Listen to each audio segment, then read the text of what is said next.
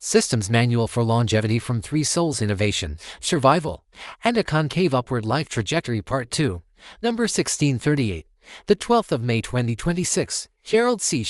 EclaireMD Foundation. Category Self-Reflection. The equation of life trajectory over time. I gradually began viewing human life itself as a dynamic systems problem. Eventually, I expressed part of my idea using a simple arithmetic equation. Trajectory equals intelligence times discipline. External noise at numerator represents constructive internal drivers. Multiplication of intelligence and discipline through learning, focus, and useful application. The denominator represents external noise, such as greed, vanity, ego, power obsession, fame-seeking, and excessive attachment to money. As external noise grows larger, long-term trajectory weakens and eventually becomes unstable. Conversely, as external noise becomes smaller, the trajectory strengthens, stabilizes, and may continue accelerating upward over time. Another important idea I learned from Professor Norman Jones came during our first meeting on July 31, 1972 at MIT when he examined my academic transcript. He did not focus mainly on my average GPA score. Instead, he noticed my concave upward trend in mathematical terms. The second derivative representing positive acceleration, the second derivative, fx, then becomes important because it describes trajectory acceleration itself. For a concave upward trajectory, fx0 meaning learning compounds, knowledge accumulates, and long-term acceleration remains positive. For a concave downward trajectory, fx0, meaning acceleration weakens and external noise gradually suppresses long-term growth. This simple mathematical picture may explain many human life trajectories more clearly than complicated philosophical theories. After around age 50 to 56, Steve Jobs' life trajectory moved downward and eventually terminated, while I struggled continuously to move upward again. But only by giving up my first venture baby in order to survive. Functional finite element method and biomedical systems. Some of my recent conceptual breakthroughs was realizing that the finite element method I learned at MIT was not merely a structural engineering tool. At a deeper level, FEM represents a systems decomposition philosophy. I do not possess detailed anatomical geometry or biomechanical imaging data. Therefore, I cannot honestly claim to perform a true anatomical finite element method FEM simulation of blood vessels or organs. However, my viscoplastic energy theory VMT framework already separates the biomedical system into interacting functional components such as glucose regulation, blood pressure behavior, vascular stiffness, sleep recovery, diet selection, exercise activity, visceral fat accumulation, metabolic stress, and neurological adaptation. These functional elements continuously interact dynamically and collectively determine the overall pathophysiological behavior of the human system. Conceptually similar to interacting meshes within a finite element model, the important difference is that classical FEM uses geometric structural elements, while my VMT methodology uses functional biomedical elements evolving over time. This realization became extremely important to me because I finally understood that my work was never truly attempting to model static anatomy itself. Instead, I was already modeling dynamic pathophysiological behavior evolving continuously under repeated loading conditions over long time scales. This insightful self-learned biomedical knowledge has helped save my own life and proved far more reliable than searching for miracle medicines or miracle cures. Stroke recovery and cognitive same systems philosophy may also explain my unusual post-stroke recovery process. During the past 11 months after my stroke, I unintentionally constructed a very intensive form of cognitive constraint-induced therapy CIT. Traditional rehabilitation often focuses on muscle recovery through walking and balance, speech recovery, or simple memory exercises. My own developed cognitive recovery environment became completely different, including 15 to 16 hours per day of research, continuous writing of nearly 300 papers within 300 days. Cross-domain conceptual integration, high-frequency memory retrieval from partially lost memory regions dating back 5 to 6 decades ago, systems modeling, and sustained concentration, while continuously maintaining my SPP level below 110 mmHg.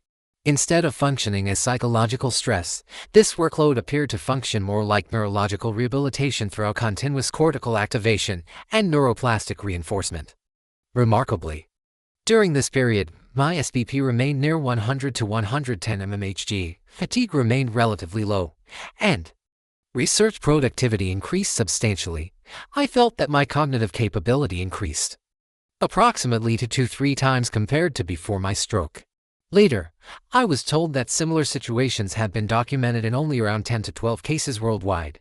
This contradiction may partially explain why the neuroscience, stroke, and epilepsy departments at Stanford University became interested in my cognitive recovery pattern. The third person, Paul Erdes, a mathematician. Paul Erdes lived a very simple and financially modest life. He never owned a house, traveled constantly with a small suitcase, and focused almost entirely on mathematics rather than money, status, or material possessions. He wrote approximately 1,500 mathematics research papers during his lifetime and remained actively engaged in mathematical research, collaborating with about 500 other mathematicians almost until the day he died in 1996 at age 83. In certain ways, I feel some similarities between myself and Paul Erdes. I have already written about 1,640 medical research papers, and at age 79, I am still continuing. However, there is also a major difference between us. He was a professionally trained mathematician, while I had no formal medical training at all. I self-studied medicine independently over the past 17 years and conducted almost all of my medical research alone. At the same time, I also see similarities and differences between myself and Steve Jobs after reflecting on all 3 trajectories. I gradually realized that every individual ultimately follows a unique life path shaped by personality, environment, knowledge, opportunity, and destiny. Yes, I gave up my first baby in the semiconductor industry in order to survive physically. However, because I survived, I was able to create a second baby through my own drive and dedication to biomedical research and humanitarian work. Had I died around age 55, that second chapter of my life would never have existed. Conclusion. The most important conclusion from my self-reflection is that, through my faith, confidence, and trust in science, especially mathematics, physics, engineering, and medicine, I was able to save my own life at a critical pivot point around age 55. One of the deepest reflections in my later life involves the different choices Steve Jobs and I made when facing mortality. My own venture baby was born in 1994. I named it Avant. After multiple severe health collapses, I realized I had reached a painful survival crossroads. If I continued personally carrying the full burden of Avant leadership, I would probably not survive physically. Eventually, I allowed my baby to move into another family structure through acquisition by Synopsys. Later, the combined company evolved into the world's largest EDA company. Steve Jobs chose a very different path. He remained closely connected to Apple until the end of his life while gradually transferring operational responsibility to Tim Cook, who was primarily an operational expert rather than a highly innovation-driven product visionary. In my opinion, this difference gradually became visible in Apple's product offerings over the past 2 decades. For example, even today, Apple has still not developed a truly dominant or industry-leading AI product comparable to some of its major competitors. Looking back now, I honestly do not know which approach was more correct. Perhaps there was never a single correct answer, only 2 very different responses to mortality, leadership, survival, and legacy. In comparison with the financially modest life of Paul Erdes, I never had the objective of becoming a rich man. My real interest was applying learned knowledge to create useful products for human society.